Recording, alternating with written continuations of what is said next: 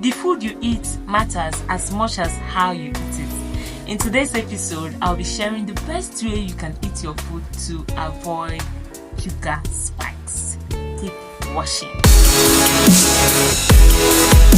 Hello, I am Amara Kireke. I call myself the mom scientist. Yes, I'm a mom, a biomedical scientist, and a metabolic health researcher. I've taught metabolism of carbohydrate to prospective medical laboratory technician students for over 3 years. So you should sit tight and enjoy the video. If you have not subscribed to my channel, please subscribe.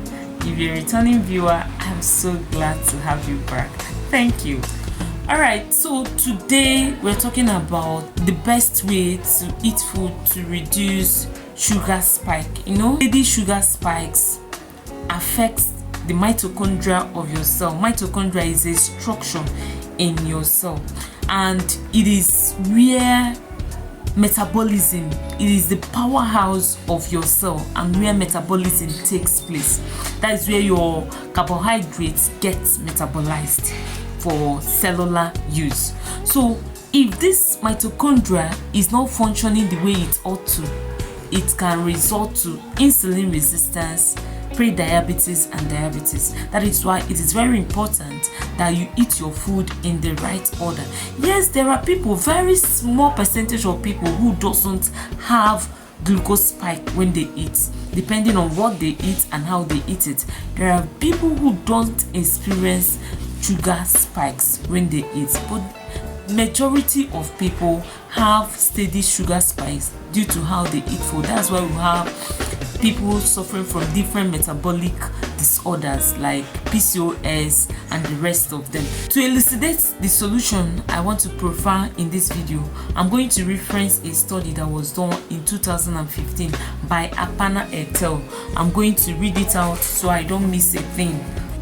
In this study by Apana et al., 11 subjects with metformin-treated diabetes, 6 females and 5 males between the ages of 45 to 63 years who have been living with diabetes for 2 to 7 years, were placed on 12 hours fast, after which they were given 628 kilocalories of food containing 55 grams of protein, 68 grams of carbohydrate, and 16 grams of low fat. This study was done for 2 weeks. On the first day, these subjects were given bread and orange juice first, followed by protein and vegetables.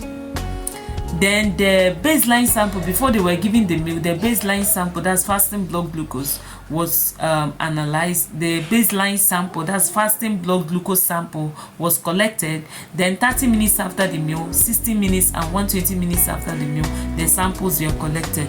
On the second week, that's the week after, this same process was repeated, but this time around, the meal order was reversed, in that protein and vegetables were served first. 15 minutes later, they were given carbohydrate and orange juice. Something remarkable happened when the glucose levels were compared. They found out that the glucose levels when protein and vegetables were served first reduced by 28.6% 30 minutes after meal, 36.7% 60 minutes after meal, and 16.7% 2 hours after meal.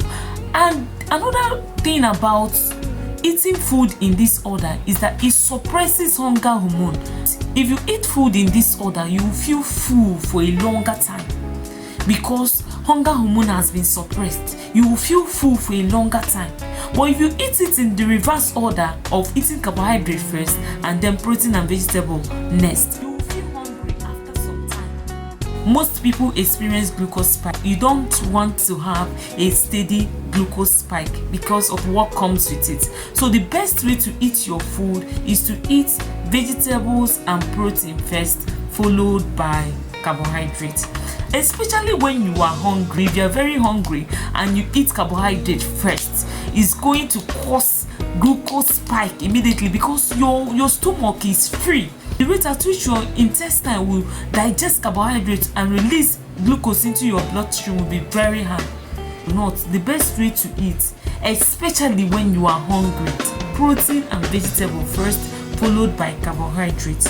But if you must eat them together, that carbohydrate must be whole, unprocessed.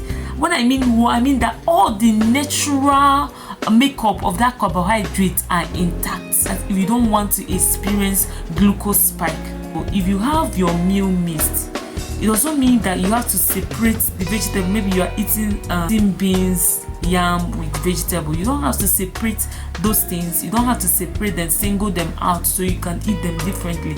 But you can have a vegetable starter. You can start with cucumber or garden egg before you move to your main meal. I hope you got value from this. Like, share, and subscribe. See you in my next video.